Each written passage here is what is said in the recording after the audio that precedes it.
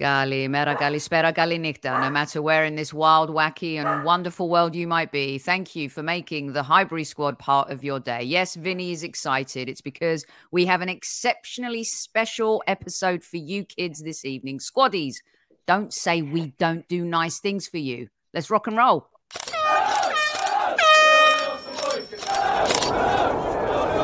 Mind the gap between the train and the platform. Please stand clear of the discussion doors. The next stop is Highbury Squad.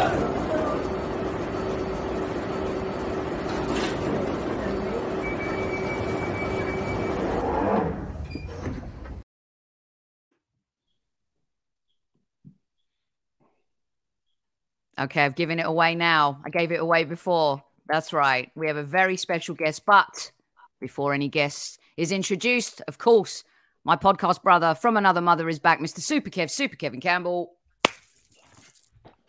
Bosh. Squaddies. Oh, sorry. You'll enjoy this one, Squaddies. Thank you, Nick. Thank you, Nick. You're squadding out, Nick. Thank you very much, Squaddies. Enjoy and at ease. At ease, everyone, indeed at ease. Welcome into Squad Central and to our studio today. A very special guest. We're so stoked for this conversation. Mr. Nick Ramsdale, welcome to the Highbury Squad. Thank you very, very much. It's kind to be invited on. Well, we're delighted that you accepted our invitation. Before we get to the important stuff here, actually, this is kind of important too, Kev. Let's see if Nick's on the money. I have a hunch that he is. It's Ramsdale Aaron's birthday.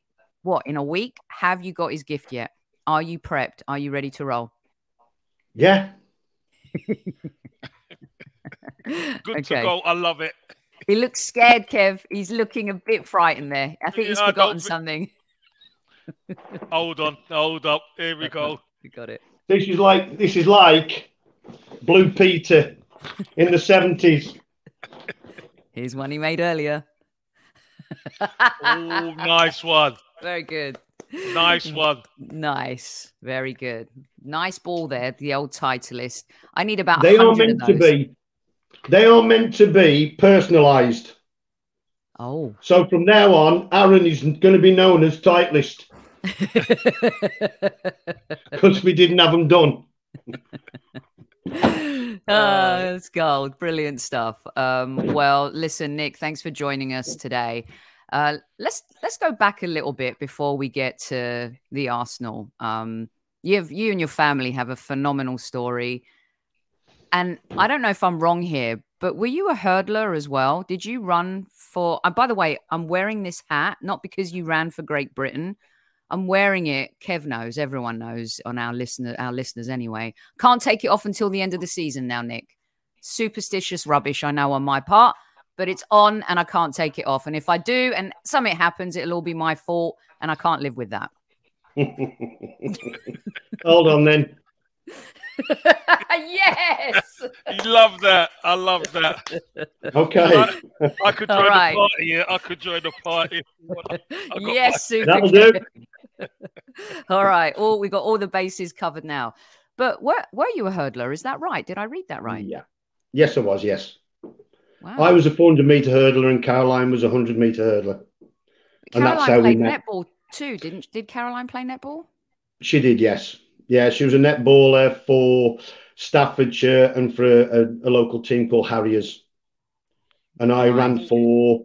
I started off at Cannock Chase Athletic Club, then I went to Birchfield Harriers, and then I came down to Newman Essex Beagles.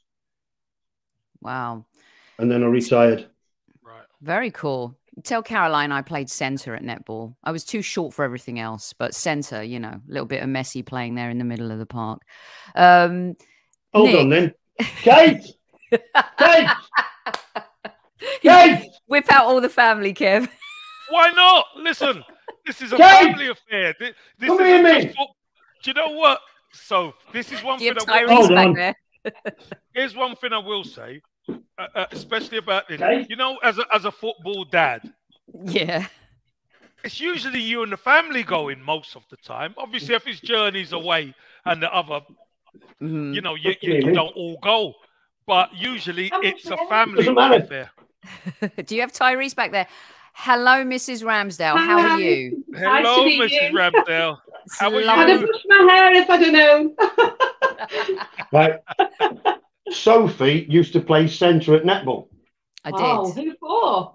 Well, it was only at school level, and then in Enfield County, I played for a little bit. But then I got obsessed with trying to become a footballer, and that was never going to happen because I was too slight and too small. But when I read that you were a netball player, I loved playing netball. Yeah, loved it. Great fun.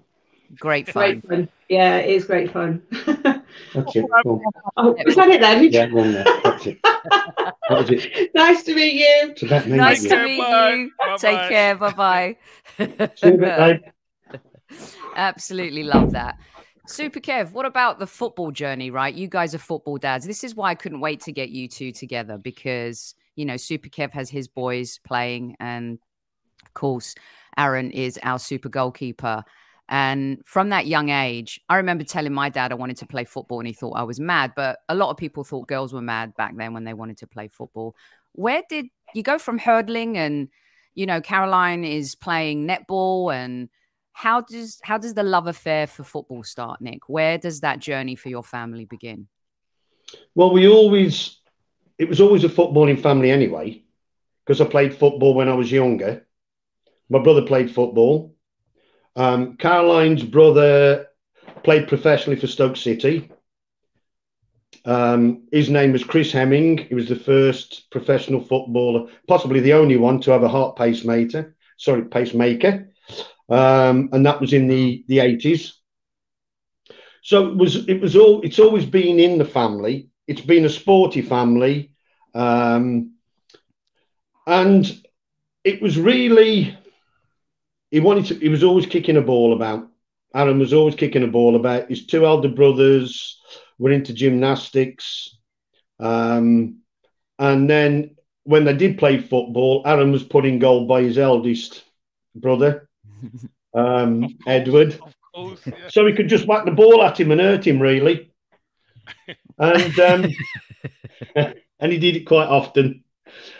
And I tried to get him into a local team because when I finished running, I then went and played football. Saturday afternoons in the county league and then Sunday mornings, you know, for a pub team. And there's a local club at the moment it's Audley, and a friend of mine who's recently passed away. He was the manager there, and I took Aaron down and just said, you know, can he play?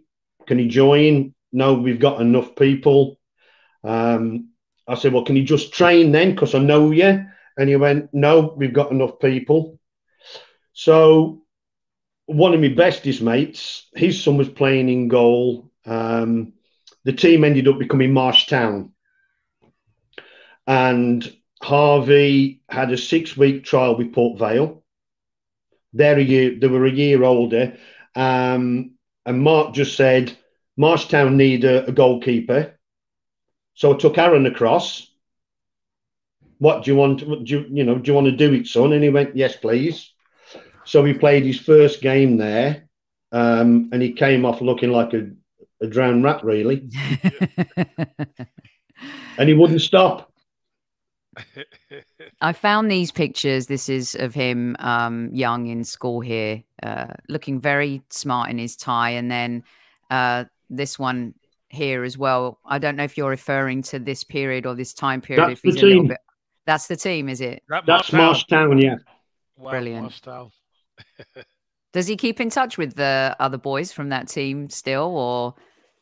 He doesn't particularly keep in touch with the lads from Marsh Town, but the lads from school in the first picture. These lads, yeah. Yeah, all of them. In fact, the lad at front, Ollie Finney, was at Crewe and he's now at Hartlepool. Right. Very cool. Very nice. Good. Very That's cool. Brilliant. So then things escalate, right? And from the very get-go, Nick, and Kev talks about his sons, and I guess my parents were a little bit more fearful maybe they believed in me, but maybe they just didn't believe in others. There was that Greek ethnic thing going on where they were like, become a lawyer, become an accountant. But you had total faith that and belief that he could do this. No, not really. Okay, makes me feel better. No, no, not at all. All we did, you see, what we did when he was at Marshtown, I used to take him up to the park, which is walking distance, and we used to put the coats down, and I'd have him in goal. I'd do some crossing with him. I'd do some passing back, and I would say to him, right, you can take your time, take a touch, clear the ball, or I'd run in on him and say, get rid of it. And then he has to use his left foot because he's predominantly right foot. Because when you're hurdling as well, 400-meter hurdles, you have to be able to use both feet. Yeah. Both leg lead. So you got your left leg lead, right leg lead. I predominantly was a right leg lead. But then when you're doing the 400 meters, you need a left leg lead going round the bends because it's the shortest distance. Yeah. So the best thing is you need to be able to do both. So again, with football, and Kevin knows this as well, you can't just be a right footer or a left footer, because if the ball comes on the wrong foot, you're basically snookered. You've got to be able to use it. you have to, don't you? Yeah, you better be able to use it, or else the opposition can trap you. Yep. Yeah, and that's the same. That's like the same with an outfield player. You know, if the ball's on the wrong foot and you're predominantly the opposite foot, you're going to get caught all the time. And that was it, really. So we used to take him up there. By the way, the park is very close to the pub. If you see where we're going with this, ulterior motive. Cheers to you, Nick, I like this, and your son. Move, Nick. Smart move. Do you have said beverage in hand at this juncture of the proceedings? You mean that one there? Oh, cheers, nice. good elf. Cheers. Cheers to everybody. I like that. I'm not saying mine's spiked in any way. It's a bit early here. Nick, showing the porn. Can I ask you? You know, as when Aaron's going around with Marshtown and you're being a football dad, did you enjoy that?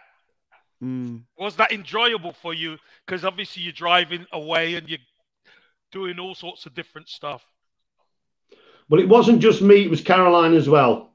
So at the time, it's both of us. It's not just I'm not just the football dad. That came later because of work. Yeah. When it was later on, because of the job I had, being self-employed, I could take time off. Caroline worked in a school, so she couldn't. Yeah. But at that time, and also a little bit later on, when after Fred Barber, who at the time had his goalkeeping school, which he still does in Stoke, he was first team goalkeeping coach at Bolton. So again, after work, when Aaron, there you go. So you've got Aaron there, and you've got William Jeskalainen, who's next to him, who are the two most imposing goalkeepers in that team, as you can see. Yeah, I could see that. Yeah, it's amazing.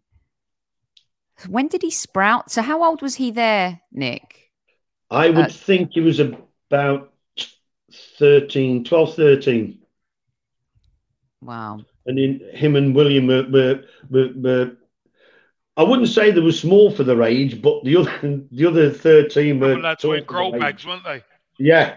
Yeah, they were in grow bags. Yeah. Okay, so you get to Bolton and Aaron gets rejected, really, doesn't he, at Bolton?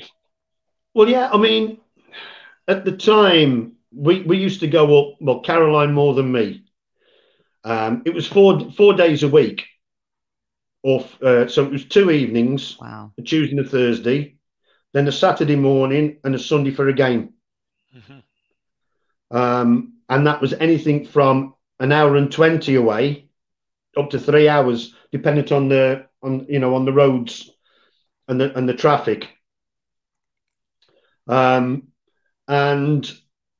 we got to, he was coming up to 16. He'd been on day release from school because they were saying it's part of his college work, or it could be part of his education to go up there.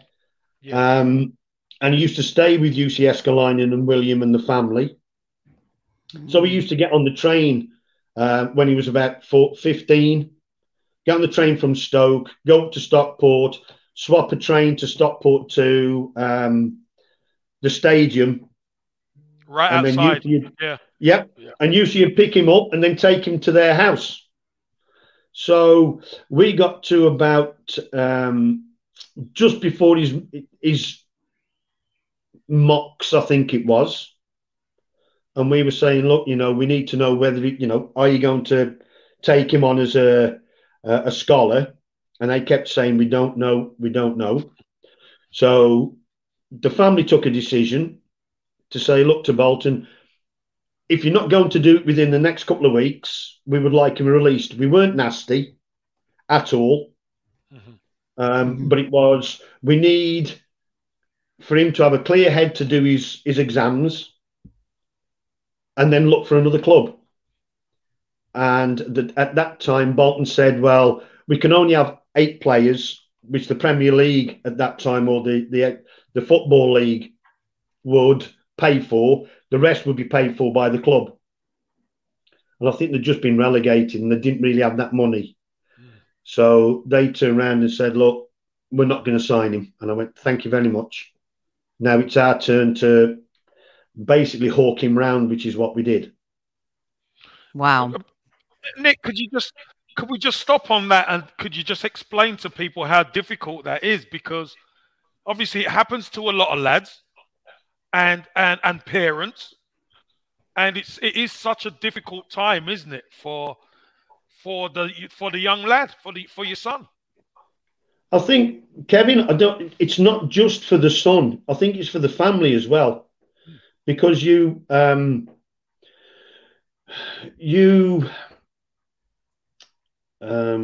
don't you? You all commit, don't you? You all commit to it. Yeah. It's a lot of time that you put into it. I mean, that was taken down in Bournemouth. Yep.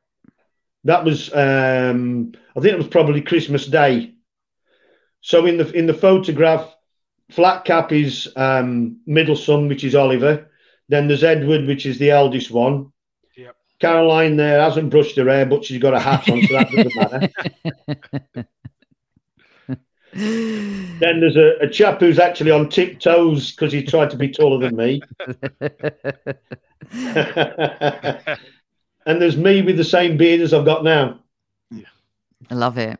I wanted to put that up because Kev's question is really poignant about, how it affects him. But then you mentioning the family, that everyone's involved at that point. Yeah, because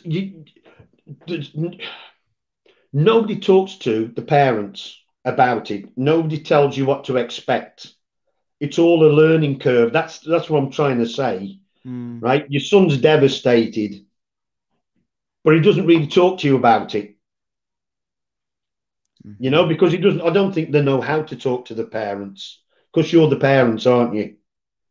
So you're protective anyway, aren't you? You're protective anyway, but they've hurt you. The club have hurt your son. It's that simple. And you. They have. Yeah, they have. But you see what? Because we thought we were lucky anyway for him to be where he was. And people keep saying to me, when did you know he was going to be a professional footballer? I never did. Yeah. I don't think any of us ever did. It was just, let's see how far he can get. As long as he keeps working hard, as long as he doesn't start becoming the big I am, which is what we said to him when he was about 13. You start becoming the big I am, we'll take you nowhere.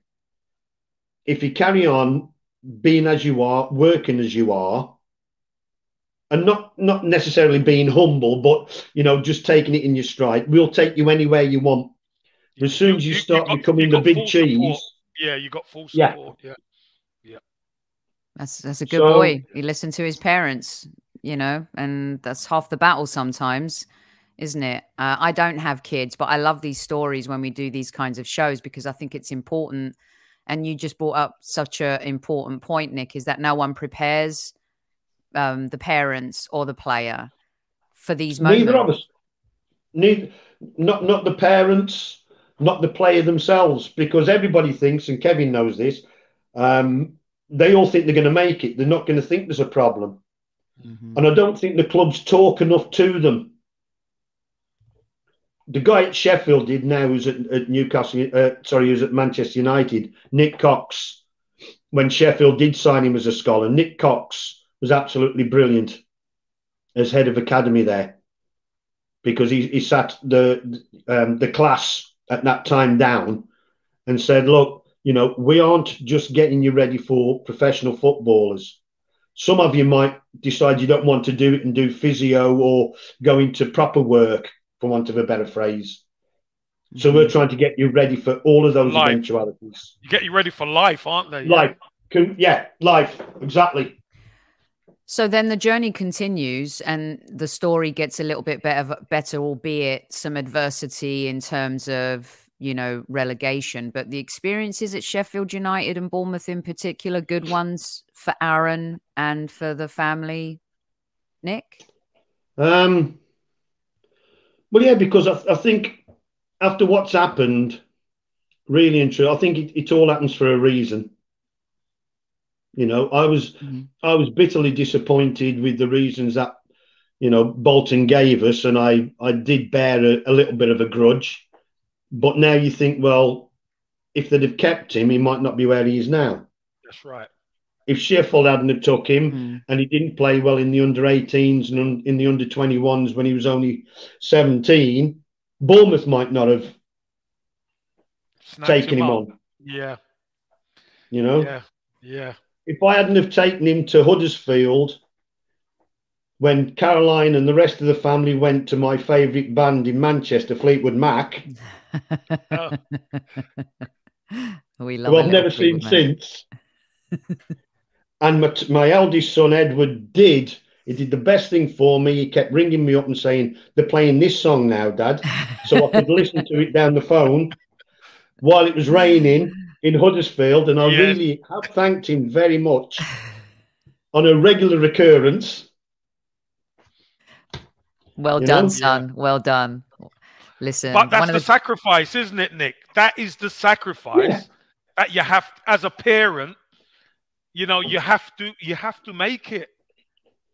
Well, the thing is, Kevin, yourself, you don't bring kids into this world just to have them and then leave them, do you? No. I think, and you yourself would probably agree with me.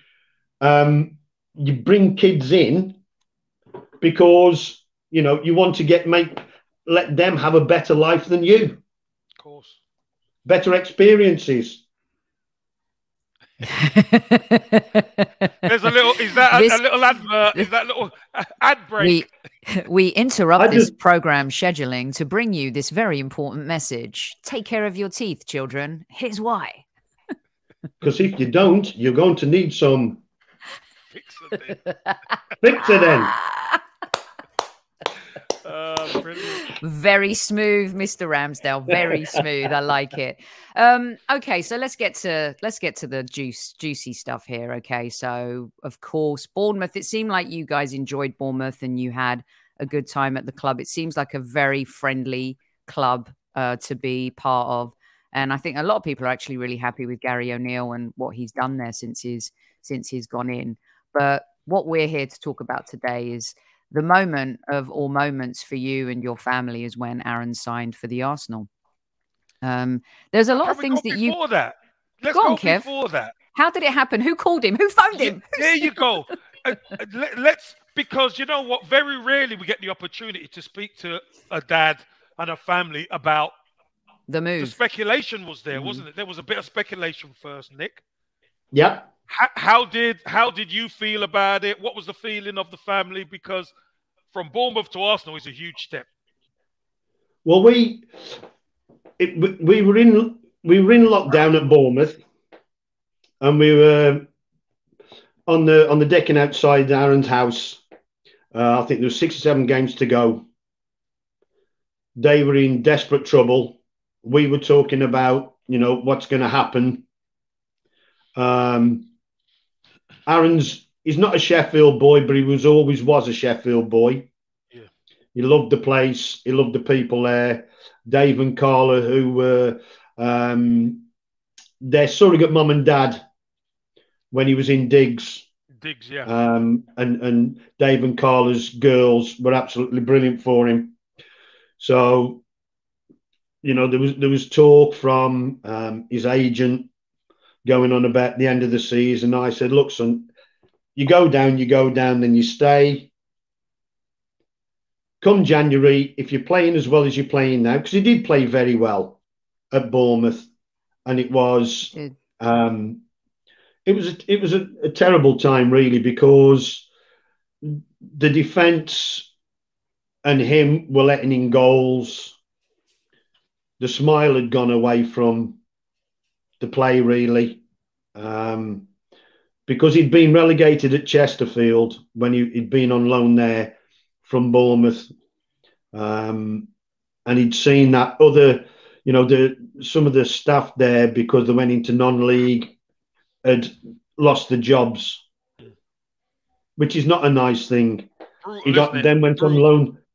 He went on loan to Wimbledon. We stayed up the last game of the season by 1 point at Bradford.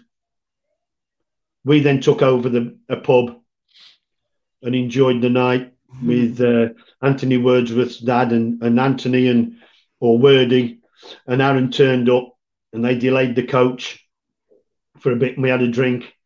So he'd stayed up. So that was good. That was smiley, happy. Then you go to Bournemouth. The season didn't really go well. I just turned around to him and said, look, stay where you are, son. Don't move. You play well. Come January window, somebody will pick you up. Sheffield United, Chris Wilder, a cracking chap, lovely chap, wanted him at Sheffield. That didn't go too well, obviously. And halfway through, I just said, look, you're going to have to start smiling. Just start enjoying yourself. And he went, Dad, if we're 3-0 down and I start laughing and joking, I'm going to get pelters from the crowd. Yeah. And I said, no, you don't have to do that. I said, but you have to enjoy it yourself. Inside. Yeah. Yeah. And as a player, he always seems like, obviously since he's been at Arsenal, he always seems like he's doing that. But that must be, as a father, to tell it's like the City Slickers movie, right? Where the wife tells Billy Crystal to go find his smile again, and he goes off to ride cattle and stuff like that. I mean, yeah, it's hard to see your son not smile when he's doing what he loved and what everyone kind of sacrificed for him to do, right? Well, the thing is, when they go training, Kev, tell us what it's like when you go training. You're all there laughing and joking, aren't you? You're still training, but there's fun there. You're laughing and joking, yeah? Yep. Then it comes round to the serious part, doesn't it? Yep. The games. The games is when you've got to put your game face on, and it's a brutal business. It's great. The fans come and watch and all that, but the high stakes that it takes to go out there and perform and win is hard. We talk about it on this Highbury squad, me and Sophie, a lot, Nick. It's hard to win in football. It is hard. Yep. And especially when you're young, you're at a prestigious club or whatever, or you're at a Sheffield, or you're at a Bournemouth, or whoever, Chesterfield. It's still hard to win, no matter what level you are. It's hard to win. So yeah, you have to go through the adversity, I believe. And you've done the right thing, telling him, he can't obviously not smile out to the fans, but he's got to find the inner strength to be able to look after himself, be confident in himself. And sometimes, Nick, I will say this, sometimes that's the hardest part for young players. I don't believe that. Yeah, it is. It is. It's very, and a lot of the supporters, they don't see that. All they see is the 90 minutes or the 180 minutes if you're playing 2 games a season. 2 games a week. They just see them turning up and whatever, and it looks as though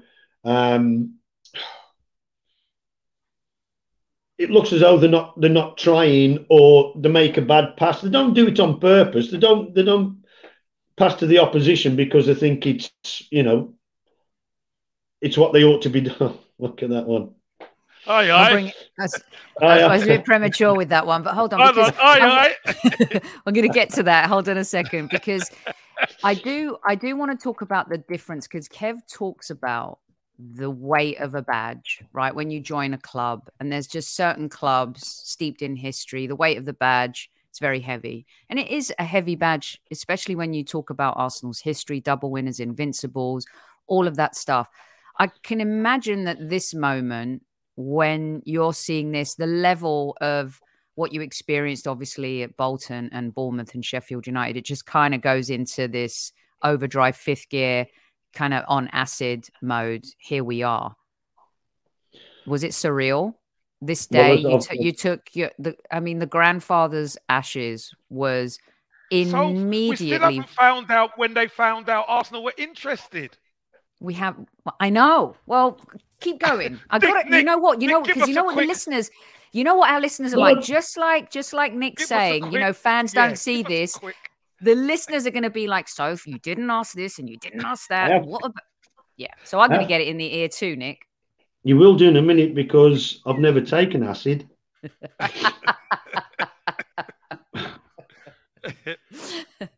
And I didn't sniff there as well. I didn't mean to do that, by the way. I just got a bit of a runny nose. Okay, I'm sorry. Oh, God. What was the question?